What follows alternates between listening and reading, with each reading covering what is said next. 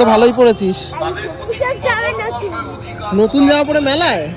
হ্যাঁ, কি করব, পুজোটা পড়িনি তাই মা বললো পরে নি। আপনারা তো বুঝেই গেছেন আমরা কোথায় চলেছি আজকে রাসের মেলায়। ছোট্টবেলা থেকে আমরা আমাদের এই বাড়ির কাছে শ্যামাপ্রসাদ নগরে রাসের মেলাতে গিয়ে থাকি। এইবারও কিন্তু সেটার ভুল করিনি, চলে গিয়েছিলাম আমি আর প্রদীপ্তা মিলে। হরে কৃষ্ণ বলে ভগবানের দর্শন করে নাম কীর্তন শুনছিলাম। ভাবছেন যে বাবা তুমি বংশীর ধ্বনি আকর্ষণ করে আমাদের টেনে টেনে নিয়ে এলে। তারপর কিন্তু গোপু দাদাকে প্রদীপ্তা দক্ষিণা দিয়ে এবার আমরা চলে গেলাম মেলা ঘুরতে। এবার তো শুরু হলো মেলা ঘোরা, আর সে তো ভালোই ভিড় ছিল। একের পর এক রকমারি জিনিসের দোকান দেখছি, আর যত এগোচ্ছি তারপরেই চোখে পড়লো অবাক এক জিনিস। ও মা, কাকিমা আর পৃথ্বীসাও তো চলে এসছে আমাদের দেখা দেখি।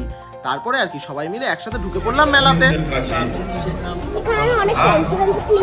প্রদীপ্তার কথা আর কি বলবো, যাই দেখছে তাই নাকি ওর চাই, তাই ওকে কিনে দিতে হবে।